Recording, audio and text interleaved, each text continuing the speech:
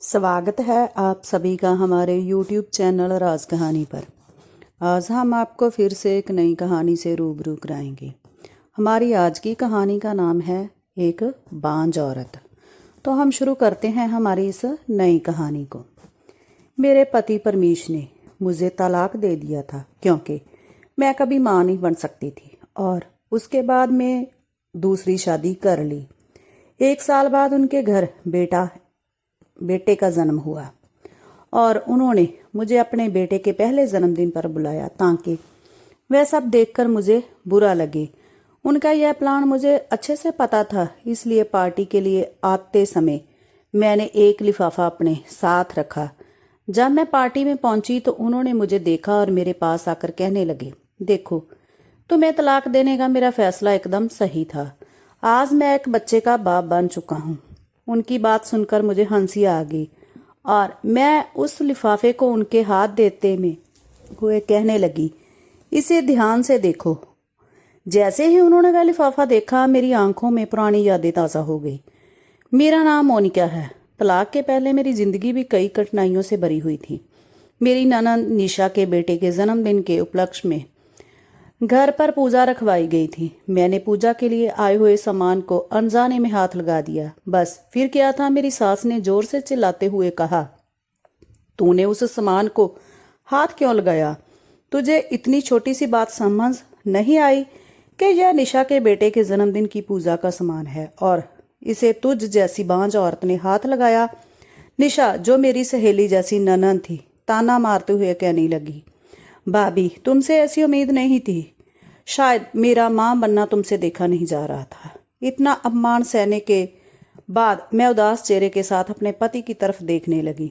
मेरे पति परमीश, जो मुझे बहुत प्यार करते थे और जिसे मेरी लव मैरिज हुई थी, मेरी तरफ से कुछ कहेंगे यह उम्मीद थी, लेकिन उन्होंने उल्टा मुझे सुनाते हुए कहा, तुम तो निशा को अपनी बहन की तरह मानती हो, फिर तुम उसके साथ ऐसा कैसे कर सकती हो? उनका ये कहना मेरे दिल को पूरी तरह तोड़ गया। कोई भी स्त्री अपने सास और नंद के ताने सह सकती है, लेकिन जब उसका अपना पति, जिसे उसने अपना सब कुछ माना हो, जिसके साथ 7 जन्म की कसम खाई हो, अगर वही ऐसी बातें करे तो वह क्या कर पाएगी? वह रोते रोते किचन में काम करने चली गई। बांझ होने के कारण मैं पूजा के सामान को हाथ तक नहीं लगा सकती थी, लेकिन एक बहू होने के नाते घर के सभी कामों की जिम्मेदारी मुझ पर ही थी। उस दिन मैंने महसूस किया कि मेरे अस्तित्व को मानने वाला यहाँ कोई नहीं है। आज जब मैंने परमीश को वो लिफाफा दिया और सच्चाई उसके सामने रखी तो उनकी आंखों में शर्मिंदगी साफ नजर आ रही थी। मैंने मुस्कुराते हुए पार्टी छोड़ दी क्योंकि अब मैंने अपनी जिंदगी को नई शुरुआत देने का फैसला कर लिया था। सोचने लगी कि अगर मैं माँ नहीं बन सकती तो इसमें मेरा क्या दोष है।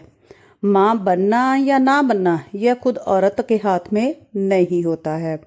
मेरी सास एक स्कूल टीचर थी, मेरी नंद निशा ने ला कर रखा था और मेरे पति परमीश जी एक इंजीनियर थे। मुझे हैरानी इस बात की होती कि इतने पढ़े लिखे लोगों के विचार इतने परंपरावादी कैसे हो सकते हैं कि सिर्फ पूजा के सामान को हाथ लगा देने से वह अपशगुन कैसे हो सकता है। कि किस तरह से मैं और परमीश पहली बार ऑफिस में मिले थे। मुझे ऑफिस ज्वाइन किए हुए कुछ ही दिन हुए थे कि एक दिन मैं ऑफिस में प्रेजेंटेशन दे रही थी बॉस के साथ। वहां बैठे सभी लोगों ने मेरी प्रेजेंटेशन की काफ़ी तारीफ की। परमीश भी वहां मौजूद थे। मेरी प्रेजेंटेशन से काफ़ी प्रभावित हुए। एक ही ऑफिस में साथ काम करते करते हम दोनों कब एक दूसरे के प्यार में पड़ गए हमें पता ही नहीं चला। जब हमने घर वालों को इस बारे मैं बताया तो उन्होंने खुशी खुशी इस रिश्ते को स्वीकार कर लिया और हमारी शादी हो गई। मेरे सास ससुर और नंद का स्वभाव बहुत अच्छा था। इतना अच्छा पति मुझे मिला था कि मैं खुद को बहुत भाग्यशाली समझती थी। परमीश ने मुझे पहले ही कह दिया था कि शादी के 2-3 साल तक उन्हें बच्चा नहीं चाहिए। पहले लाइफ एंजॉय करेंगे फिर बच्चे की जिम्मेदारी लेंगे। शायद इसलिए घर वालों ने भी 2-3 साल तक बच्चे को लेकर कुछ नहीं कहा, लेकिन शादी को 5 साल होते ही घर के लोग ताने मारने लगे। घर के सदस्य और रिश्तेदार मेरे पीठ पीछे कहने लगे कि शायद मुझ में ही कोई कमी है। मैं भी पहले कुछ नहीं बोली, पर अब तो परमेश भी मुझसे ठीक से बात नहीं करता था। फिर वह सिर्फ जरूरत पड़ने पर ही बात करता था। ऐसा लगता ही नहीं था कि हम दोनों पति पत्नी हैं। और एक ही घर में रहते हैं, पर मैं अपना दुख किसे बताऊं और कौन मुझे समझेगा। आज हमारी शादी को 8 साल हो गए थे। मैं सोच रही थी कि आज परमीश अपनी चुप्पी तोड़कर मुझे विश जरूर करेंगे, इसलिए मैंने उसकी पसंद की क्रोकरी में उसे नाश्ता दिया। पर उसने शांति से नाश्ता किया और एक भी शब्द ना कहते हुए चुपचाप ऑफिस के लिए निकल गए। परमीश के ऑफिस जाने के बाद मैंने ऑफिस में फोन करके कहा कि मेरी तबीयत ठीक नहीं है। ऐसा कहकर मैंने छुट्टी ले ली ताकि परमीश को एक अच्छा सा सरप्राइज दे सकूं। पर परमीश ने मुझे एक बार भी फोन नहीं किया और ना ही पूछा कि तुमने छुट्टी क्यों ली है, क्या तुम्हारी तबीयत ठीक नहीं है। मैंने रात को खाने में उनकी पसंद का खाना बनाया और उनकी पसंद के कपड़े भी पहने कि परमीश आज अपनी चुप्पी तोड़कर मुझसे बात करेगा और मैं उसे बच्चा गोद लेने के लिए राजी कर लूंगी। लेकिन जब वह घर आया तो उसने एक बार भी मेरी तरफ नहीं देखा। मुझे लगा कि शायद वह बेडरूम में जाकर मुझे विश करेगा, पर सब उल्टा ही हो गया। विश करना तो दूर, उसने मेरी तरफ देखा तक नहीं। थोड़ी देर बाद मुझे रहा नहीं गया और मैं ही उसे से बोल पड़ी, परमीश आज हमारी शादी की सालगिरह है, यह भी भूल गए हो तुम। यह सुनते ही वह कहने लगा, अरे नहीं नहीं, यह दिन मैं कैसे भूल सकता हूँ, क्योंकि आज के ही दिन तो एक बांझ औरत मेरे गले पड़ गई थी। उसके ऐसे शब्द सुनकर मेरी आंखों के सामने अंधेरा छा गया। मैं अपने आंसुओं को रोकते हुए कहने लगी, क्या हम बच्चा गोद नहीं ले सकते। इस पर परमीश कहने लगे, तुमसे मैंने कितनी बार कहा है और इस पर कितनी बार बहस भी हो चुकी है कि मैं दूसरे का बच्चा गोद नहीं ले सकता। मुझे मेरा खुद का बच्चा चाहिए, जो तुम मुझे इस जन्म में दे नहीं सकती। फिर उसने कहा, हाँ आज अपनी शादी की सालगिरह है तो मैं तुम्हें एक गिफ्ट लेकर आया हूँ। मैं सोचने लगी कि जो इंसान बार बार ना कहने की रट लगाए बैठा है वह मेरे लिए क्या गिफ्ट लेकर आया होगा। परमीश ने मुझे एक लिफाफा दिया। मैं बहुत उत्सुकता से उस लिफाफे को खोलने लगी। जब मैंने देखा कि उसमें तलाक के पेपर्स हैं, उन कागजों को देखकर मुझे विश्वास ही नहीं हुआ कि जो इंसान मेरी इतनी तारीफ करता था, मुझे बहुत प्यार करता था, आज वह एक बच्चे के लिए मुझे तलाक दे देगा। ऐसा लगा रहा था मानो आसमान ही टूट पड़ा हो। मैंने खुद को संभालते हुए तुरंत ही तलाक के पेपर पर साइन कर दिया, क्योंकि जब उसके मन में मेरे लिए प्यार ही नहीं था तो ऐसे इंसान के साथ रहने में क्या फायदा। अगले दिन मैंने वह घर छोड़ दिया। परमीश यही चाहता था। कुछ दिनों बाद मैंने बहुत कोशिश करके अपना ट्रांसफर दूसरी ब्रांच में करवा लिया, क्योंकि उसके साथ काम करना पुरानी यादों ताज़ा करने जैसा था। 1 महीने बाद ही परमीश की दूसरी शादी हो गई और 1 साल बाद पता चला कि उसे बेटा हुआ है। बेटा होने की खुशी में उसने पार्टी रखी थी और उस पार्टी में मुझे भी बुलाया था ताकि वह मेरा अपमान कर सके। मैं भी उस पार्टी में गई। मुझे देखते ही वह मेरे पास आया और कहने लगा, देखा तुम्हें, तलाक देने का मेरा फैसला कितना सही था। मैं आज बाप बन गया हूँ। मैंने बहुत ही नम्रता से उसे पिता बनने की बधाई दी और अपने साथ लाया एक लिफाफा उसे देते हुए कहा, यह मेरी तरफ से एक सरप्राइज गिफ्ट है।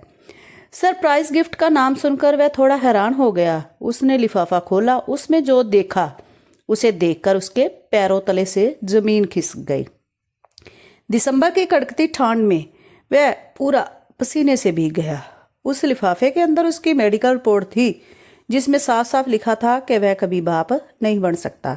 वह अपनी पत्नी की तरफ देखने लगा और उसकी झुकी हुई नजर ने ही सब कुछ साफ कर दिया। मैंने उसे कहा, अब तुम्हें तय करना है कि तुम्हें दूसरे का बच्चा गोद लेना है या नहीं। इतना कहकर मैं वहां से चली गई। अगले दिन वह और उसकी माँ मेरे घर आए। दोनों को कुछ समझ नहीं आ रहा था कि क्या कहा जाए। उसकी माँ कहने लगी, वह मेडिकल रिपोर्ट। मैंने बताया, तुम्हें याद है हम दोनों ने मेडिकल चेकअप करवाया था और किसी काम की वजह से तुम रिपोर्ट लाने नहीं जा पाए। फिर मैं अकेली ही गई थी। परमीश बोला, हाँ मुझे याद है। फिर घर आने के बाद तुमने कहा था कि कमी तुम में है। फिर तुमने झूठ क्यों बोला था? क्यों इतने दिनों तक सबके ताने सुने? क्या जरूरत थी तुम्हें झूठ बोलने की? मैंने कहा, क्योंकि मैं तुमसे प्यार करती थी।